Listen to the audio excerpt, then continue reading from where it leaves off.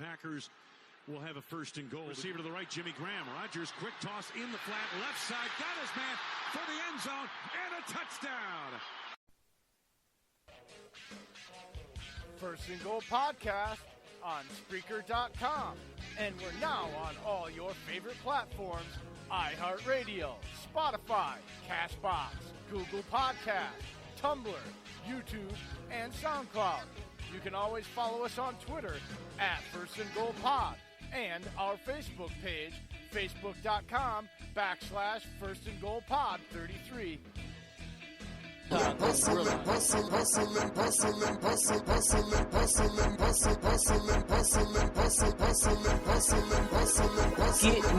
yeah. Every day I'm hustling. Get money, yeah. Every day I'm hustling. Get money, yeah. Every day I'm hustling. Get money, yeah. Every day I'm hustling. 3, 2, 1.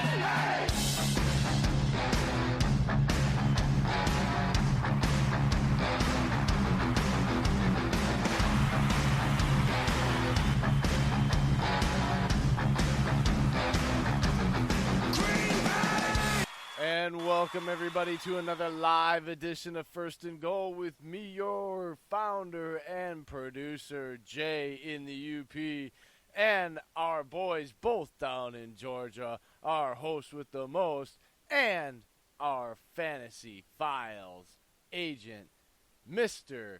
Dylan Busby, and Dave. Hello, guys. What's up, guys and gals? Hey, what's up, First and Goal? What's going on, Jay? Not much at all, man. All right, you know what? We're running a little behind. I was having some freaking problems here. More computer stuff. So, you know what? We're going to get right at it right away so Dave can get to it. Use updates. Oh, I get a turn? Isn't that nice? That's so nice. I appreciate that. Well, I got a couple things I can go ahead and share. Remember the name Robert Ayers that came out of college about, I think it was 5 or 6 years ago, Dylan? Robert Ayers? He finally calls it a career after bouncing, 3 or 4 teams? He's finally retiring, thank God. That career wasn't going anywhere. And now all these people want to be reinstated in the NFL. Martavius Bryant, Randy Gregory, and I'm like, well, why should they get a chance to get reinstated? I don't know why. They screwed up how many times, and somehow teams are still paying them, which doesn't make any sense to me. But I don't know. I don't think they should be allowed reinstatement. That's just me, because we saw that happen with Eldon Smith, and look what happened.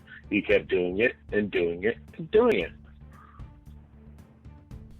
Well, the NFL, it's a privilege, not a right. And, you know, I'm all for second chances and giving guys more than one chance. But at the same time, you know, I think sometimes we give guys too much rope to hang themselves with, so to speak.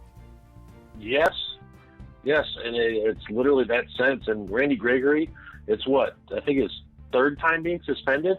He's played, 4 games in the NFL, and Jerry's still paying him? I get it. You drafted him, you want to see if he pans out, but if a guy can't get out of his own way, then it's time to just cut the rope and let it go. You can't deal with it anymore.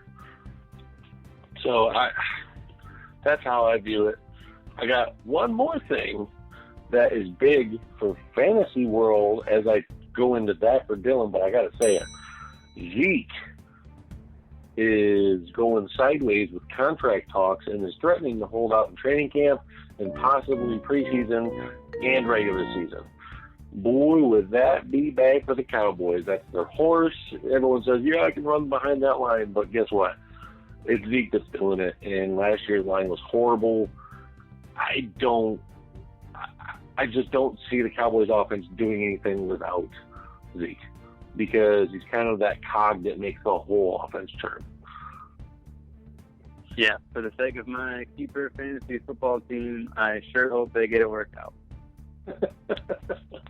Wow, an Eagles fan having Zeke as a running back for That's his team? almost What? like blasphemy on Dillon's part there, for real. Right? You know that is a lot on of tape now. compartmentalization. We have that on tape, Dillon. You're rooting for a I know. Cowboys On fan. tape. It's embarrassing, but the fantasy experts tell you that loyalty only goes so far. I've been hearing on Twitter, social media, Instagram, all this stuff that you've been having this new top 10 list. I think we need to hear it. That's correct. Top 10 fantasy Top- wide receivers as of July. Top 10 lists, and that means top 10 lists for fantasy. That has to mean one thing. It is time for Dillon's We're going Fantasy somewhere where we Files. haven't been before. Ooh. I need to win this year. That guy right there, he's going to help me win. The players are out there. All right, Dillon, what do you got for us this week in Fantasy Files? All right, guys. Same format as always. Going to rattle through 10 through 6 and then give you a little bit of details on 5 through 1. So, starting at number 10, fantasy wide receivers as of July. Number 10, we got A.J. Green of the Cincinnati Bengals. Number 9, Adam Thielen of your rival, Minnesota Vikings. Take that, Cheesehead. I can respect that. Thielen's good. Number 8, Juju Smith-Schuster of the Pittsburgh Steelers. Number 7, Antonio Brown, formerly of the Pittsburgh Steelers. At number 7? Currently Really? Oakland. That's right. Number 6, Wow. Odell Beckham Jr. of the Cleveland Browns. Number 6, as of July. But switching quarterbacks, that's a big thing. It takes a few receptions down. I got to see him connect in the preseason before they reach my top 5. That's why Odell and Antonio slightly down on the list. Those guys, You don't now think that's Baker gonna and OBJ surprise- can connect? That's going to surprise a lot of people because those are a lot of prominent names that people would probably Yes, have ranked in in the their bottom top 10. 5, not in their bottom 5 of their top 10. So that's very interesting, Dillon. What's your top 5 now? All right. Coming in at number 5, we got Mike Evans of the Tampa Bay Buccaneers. Mike Evans has never had less than 1,000 yards since he entered the league in 2014. He's scored 12 touchdowns twice in his career. And guess what? He's now, Tampa Bay is missing Adam Humphries and Deshaun Jackson, a total of 179 targets lost. Meaning And more his targets. pickup. Exactly. And that's actually the key with Mike Evans. He's never had more than 100 catches in his career. If he can convert the over 120 targets for each year of his career into catches, then his numbers could significantly go up. He reached the career best 1,524 this past season, 8 touchdowns, still monster numbers. And now you have Bruce Arians coming in, the offensive wizard, to put Jameis in the right place and feed Mike Evans the ball. He had 11 yards per target last season. That was first in the league, and 95.3 yards per game for his career best. Coming in Mike's at finally number getting 4. the booze. That's right. I love Mike Evans. Love me some Mike Evans. Coming in at number 4, you got Michael Thomas of the New Orleans Saints. Last year, led the league in catches, 125 of them. Led the league in catch percentage rate, 85%. That's huge. He was a machine. Michael Thomas literally did everything for the Saints on the receiving end. Yes, but here's the question. Oh, Receivers always have to depend on the guy getting them the ball. Drew Brees is a guy that is showing signs of being ready to do that prominent fall off a cliff. So And the NFC Championship game was a big one. just saying that that his quarterback's going to affect Michael Thomas. I'm not saying Thomas isn't a good receiver, but Drew Brees wasn't exactly the strongest armed quarterback out there as it is. Well, that's a fair point. But I also think you don't have to be a strong-arm quarterback for the guy like Michael Thomas. Not with who Michael can Thomas. He can run those slant routes, those digs, win inside like a lot of guys cannot do. And that's where Drew Brees' accuracy comes into play, hitting a big body guy like Michael Thomas. He's had 1,100-plus yards since he entered the league, 9 touchdowns twice, and with nobody else really added to the picture besides Jared Cook, who, again, don't sleep on Jared Cook now. But they're still searching for a reliable number 2. Will it be Tre'Quan Smith? Will it be Ted Ginn Jr.? I think Michael Thomas is going to have another huge year. Coming in at number 3, the monster, Julio Jones. Julio Jones. Julio led the league in targets last year, guys. 170 targets. That's enormous. Turned it into 1,677 yards. First in the league. He had 10 100-yard games. Turned that into 17.1 fantasy points per game and half point per reception league. Julio is always a monster. The only reason he's a number 3 is because they got 2 pretty decent other receivers in the mix. Yep. And a young, emerging Calvin Ridley and a pretty solid Mohamed Sanu. So that's what counts his numbers when it comes to the red zone, because Julio hasn't seen double-digit touchdowns in a couple of years, but he always is huge in yardage, has 100 yards per game consecutively each year, but misses time due to some injuries and doesn't get the touchdowns. That keeps him at number 3 on the list.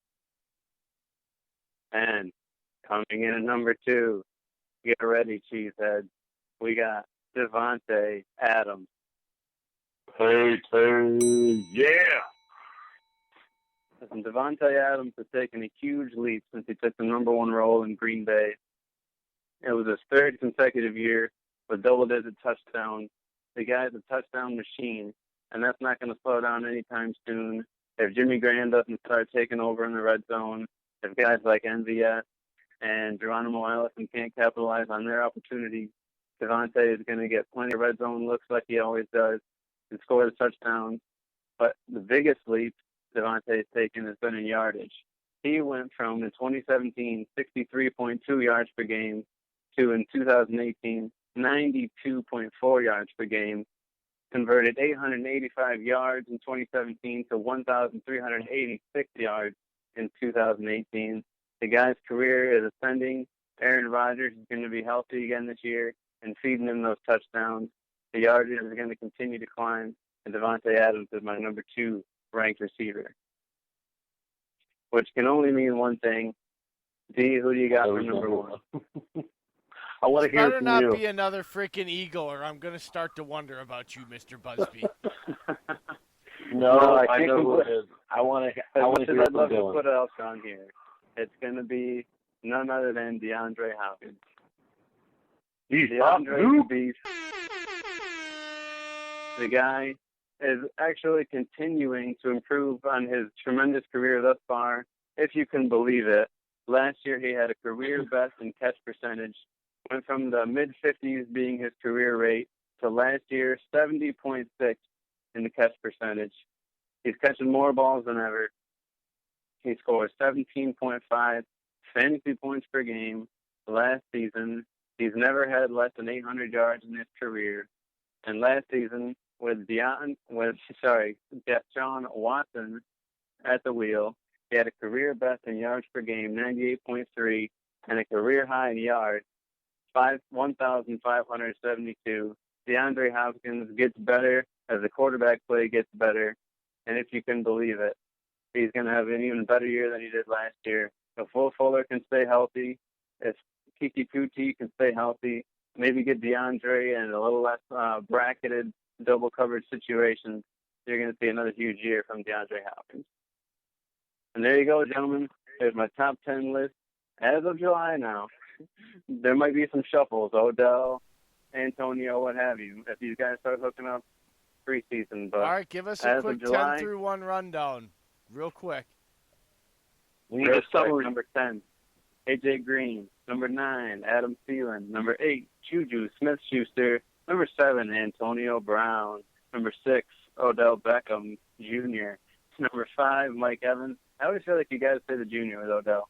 Number 5, Mike Evans. Number 4, Michael Thomas. Number 3, Julio Jones. Number 2, Devontae Adams, Cheeseheads. And number 1,